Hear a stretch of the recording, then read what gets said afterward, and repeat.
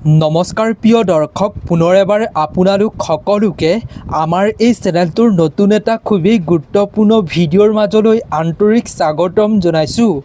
প্ৰিয় দৰ্শক, ভাদ মাহতেই কিয় কুকুৰে মুকলিমূৰীয়াকৈ সম্ভোগ কৰে, আৰু যদিহে মানুহে এই মুকলিমূৰীয়াকৈ সম্ভোগ কৰাৰ সময়ত কুকুৰৰ এই দৃশ্য দেখা পায়, তেতিয়াহ'লে কি হয়? বহু লোকৰ মনত প্ৰশ্ন উদয় হয় যে কেৱল ভাদ মাহতেই কিয় সম্ভোগ কৰে মুকলিমূৰীয়াকৈ কুকুৰে, আন মাহত কিয় এই দৃশ্য দেখিবলৈ পোৱা নাযায়। আজিৰ এই ভিডিঅ'টোৰ জৰিয়তে আমি আপোনালোকৰ লগত শাস্ত্ৰৰ অনুযায়ী সকলোবিলাক কথা শ্বেয়াৰ কৰিবলৈ আগবাঢ়িছোঁ। কিয় পবিত্ৰ এই ভাদ মাহত কুকুৰে সম্ভোগ কৰে মুকলিমূৰীয়াকৈ, আৰু এই দৃশ্য কিয় দেখিবলৈ পোৱা যায়। প্ৰিয় দৰ্শক, যেতিয়াই এই দৃশ্য আপুনি দেখিবলৈ পাব, তেতিয়াই আপুনি সেই ঠাইৰ পৰা এটা বস্তু ঘৰলৈ লৈ আনিব লাগে। ইয়াৰ ফলত আপোনাৰ ভাগ্য উদয় হ'ব। কেৱল ইমানেই নহয়, আপুনি যদি লৈ আনে এই বস্তুটো, তেতিয়াহ'লে আপুনি মহা সৌভাগ্যৱান ব্যক্তি হৈ পৰিব। অসমীয়া লোকবিশ্বাস আৰু পৌৰাণিক কাহিনীৰ জৰিয়তে আমি এই ভিডিঅ'টো প্ৰস্তুত কৰা হৈছে আপোনালোকৰ বাবে। প্ৰিয় দৰ্শক, গতিকে ভিডিঅ'টোৰ মাজলৈ আগবঢ়াৰ পূৰ্বে আপুনি কমেণ্টত আপুনি এই ভিডিঅ'টো কোন ঠাইৰ পৰা চাই আছে আপুনি কমেণ্টত অৱশ্যেই লিখিব, আৰু ভিডিঅ'টোত এটা অৱশ্যেই লাইক কৰিব। প্ৰিয় দৰ্শক, এই ভাদ মাহত কুকুৰে মুকলিমূৰীয়াকৈ সম্ভোগ কৰাৰ কিছুমান পৌৰাণিক কাহিনী আছে। এটা অভিশাপৰ ফলতেই আজি কুকুৰে এই অভিশাপ ভোগ কৰি মুকলিমূৰীয়াকৈ এনেদৰে সম্ভোগ কৰিবলগীয়া হৈ আছে। প্ৰিয় দৰ্শক, ভাদ মাহটো কুকুৰৰ প্ৰাকৃতিক প্ৰজননৰ বতৰ। স্বাভাৱিকতে কুকুৰৰ এই প্ৰজননৰ বতৰত আন যিকোনো মাহতকৈ বা সময়তকৈ বেছি খং উঠি থাকে। পোহনীয়া জীৱ জন্তু হ'লেও সেই কুকুৰ ভালদৰে এই সময়খিনিত খোৱা বোৱা নকৰে, আৰু যদিহে ২-৩টা এইখিনি সময়ত কুকুৰ মুখামুখি হয়, তেন্তে সিহঁতৰ মাজত কাজিয়াৰ ধৰণৰ সৃষ্টি হয়, কামোৰা কামুৰি আৰম্ভ হয়। স্বাভাৱিকতে কুকুৰ বহু বিষাক্ত হৈ পৰে এইখিনি সময়ত। সেইবাবেই ভাদ মাহত যদি কুকুৰে মানুহ এজনক কামোৰে, তেন্তে মানুহজনৰ কেৱল ভয়তেই মানসিকভাৱে অসুস্থ হৈ পৰে। ইয়াৰ উপৰিও স্বাভাৱিক কুকুৰ এটা পাগল হোৱাৰ বিভিন্ন কাৰণ থাকিব পাৰে। শাৰীৰিক ৰোগ, বিষ বা থাইৰয়ডৰ সমস্যাও থাকিব পাৰে। মানসিক চাপ আৰু বিভিন্ন পৰিৱেশৰ ফলতো, অত্যাধিক গৰমৰ ফলতো, উত্তেজনাৰ ফলতো কুকুৰে মানুহক এইখিনি সময়ত খেদিবলৈ আৰম্ভ কৰিব পাৰে। প্ৰিয় দৰ্শক, এই ভাদ মাহত কুকুৰে মুকলিমূৰীয়াকৈ সম্ভোগ কৰাৰ লগত বিভিন্ন পৌৰাণিক কাহিনী আছে। আমি এই ভিডিঅ'টোত কেইটামান কাহিনী আপোনালোকৰ লগত শ্বেয়াৰ কৰিব খুজিছোঁ, যি কাহিনীত লজ্জিত হোৱাৰ ফলত কুকুৰক অভিশাপ দিয়া হৈছিল। যিসমূহ কথা গোপনীয় আছিল দেৱতাসকলৰ বাবে, সেইসমূহ কুকুৰে দৃশ্য দেখা পাইছিল, আৰু তাৰ ফলতেই কুকুৰক অভিশাপ দিছিল যে মুকলিমূৰীয়াকৈ তেওঁলোকেও সম্ভোগ কৰিবলগীয়া হ'ব। সেইবাবেই ভাদ মাহত কুকুৰৰ এই মিলন অধিক দেখিবলৈ পোৱা যায় বুলি কোৱা হয়। কাৰণ এই ভাদ মাহত শিৱ আৰু মা পাৰ্বতীৰ সৈতে জড়িত কিছুমান তিথি আৰু উৰ্বৰতাৰ সময় বুলিও কোৱা হয়। পৌৰাণিক কাহিনীৰ অনুসৰি এবাৰ ভগৱান শিৱ আৰু মা পাৰ্বতীয়ে কৈলাশত মিলিত হৈ আছিল, আৰু সেই সময়ত তেওঁলোকৰ মিলন দেখিছিল কিছুমান জীৱ জন্তুৱে, বিশেষকৈ কুকুৰ অন্যতম। পাৰ্বতী এই দৃশ্য কুকুৰে দেখাৰ পাছত লজ্জিত হৈছিল, আৰু প্ৰভু শিৱশংকৰক কৈছিল যে মানুহে তেওঁলোকৰ এই মিলনক কেৱল লিংগ ৰূপে পূজা কৰক, প্ৰত্যক্ষ ৰূপত নহয়। সেয়েহে ভগৱান শিৱই লিংগ ৰূপ ধাৰণ কৰিলে, আৰু তেতিয়াৰ পৰাই শিৱৰ প্ৰত্যেক মূৰ্তিৰ সলনি শিৱলিংগত পূজা কৰা হয়। প্ৰিয় দৰ্শক, লগতে এসময়ত ভগৱান শিৱই তপস্যা কৰি আছিল, আৰু তেওঁ তপস্যা ভাঙিবলৈ কামদেৱে বাণ মাৰিছিল। শিৱই খঙত কামদেৱক ভস্ম কৰি পেলাইছিল। কিন্তু কামদেৱৰ পত্নী ৰতিয়ে কান্দি কান্দি শিৱৰ ওচৰত প্ৰাৰ্থনা কৰিলে। শিৱই দয়া দেখুৱাই কামদেৱক পুনৰ জীৱিত কৰি দিলে।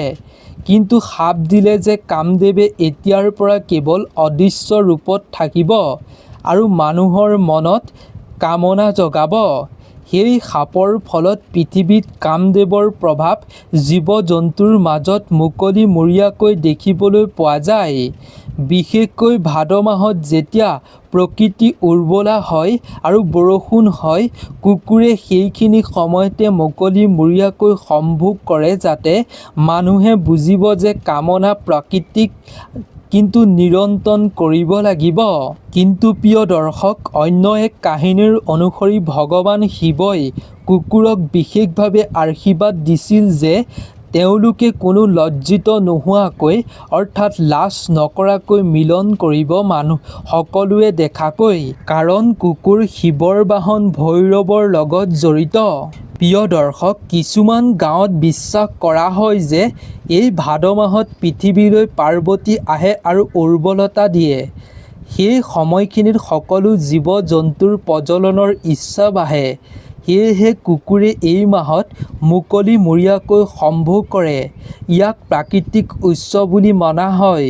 এবাৰ কালভৈৰৱে পৃথিৱীত ঘূৰি ফুৰিছিল আৰু তেওঁ দেখিলে যে মানুহে প্ৰজননৰ লজ্জাৰ বিষয় বুলি গণ্য কৰি আহিছে, অৰ্থাৎ লাজৰ বিষয় বুলি গণ্য কৰি আহিছে আৰু গোপনে কৰে। আৰু তেতিয়া ভৈৰৱে ভাবিলে যে প্ৰাকৃতিক এই প্ৰক্ৰিয়াক লজ্জিত বিষয় কৰাটো উচিত নহয়।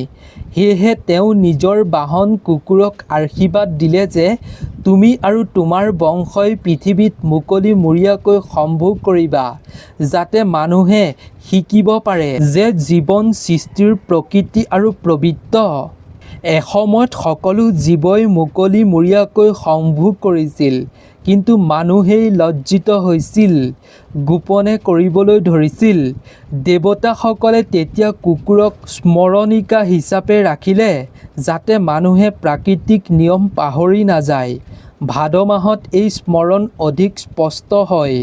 প্ৰিয় দৰ্শক, এই ভাদ মাহত কুকুৰে এনেকৈ মুকলিমূৰীয়াকৈ সম্ভোগ কৰাৰ মহাভাৰতৰ এক পৌৰাণিক কাহিনী আছে। সেই কাহিনীৰ অনুসৰি এবাৰ যুধিষ্ঠিৰ আৰু দ্ৰৌপদীৰ ব্যক্তিগত মুহূৰ্তত এটা কুকুৰে তেওঁলোকৰ জোতা চুৰি কৰি লৈ গৈছিল। আৰু সেই কুকুৰটোক দেখি তেওঁলোকে অভিশাপ দিছিল যে যেনেকৈ আমাৰ ব্যক্তিগত মুহূৰ্ত দেখিলা, তেনেকৈ তোমালোকৰো বংশসকলে মুকলিমূৰীয়াকৈ মুকলি ঠাইত সম্ভোগ কৰিব লাগিব, যাতে সকলোৱে তোমালোকৰ এই দৃশ্যও দেখা পায়। সেয়েহে কুকুৰে ভাদ মাহত এনেকৈ মুকলিমূৰীয়াকৈ সেই অভিশাপৰ ফলত সম্ভোগ কৰিবলগীয়া হয়। প্ৰিয় দৰ্শক, এই ভাদ মাহত কুকুৰে কিছুমান মানুহক সংকেতো বহন কৰে, যিসমূহ সংকেত পালে ব্যক্তিসকলৰ ভাগ্য উদয় হয়। আৰু কিছুমান এনেকুৱা সংকেতো দিয়ে, যিবোৰ সংকেত পালে মানুহৰ বাবে অতিকৈ বেয়া, অৰ্থাৎ তেওঁলোকৰ জীৱনলৈ বিপদৰ আশংকা আহি পৰে। আমি এই ভিডিঅ'টোৰ পাছত এটা ভিডিঅ' আপোনালোকৰ বাবে প্ৰস্তুত কৰিম কুকুৰে এই ভাদ মাহত দিয়া সংকেতসমূহৰ বিষয়ে।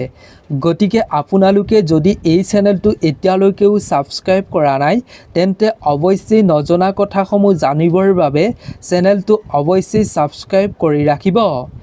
প্ৰিয় দৰ্শক, লোকবিশ্বাস অনুসৰি যেতিয়া কুকুৰে সম্ভোগ কৰে মুকলিমূৰীয়াকৈ, যদি সেই দৃশ্য মনুষ্যই দেখা পায়, তেতিয়াহ'লে আপুনি সেই ঠাইৰ পৰা এটা বস্তু আনি যদি ঘৰত ৰাখিব পাৰে, তেতিয়া মহা সৌভাগ্যশালী হয়, ভাগ্য উদয় হয়, ধন সম্পত্তি বৃদ্ধি হয় বুলি বহুতে বিশ্বাস কৰে।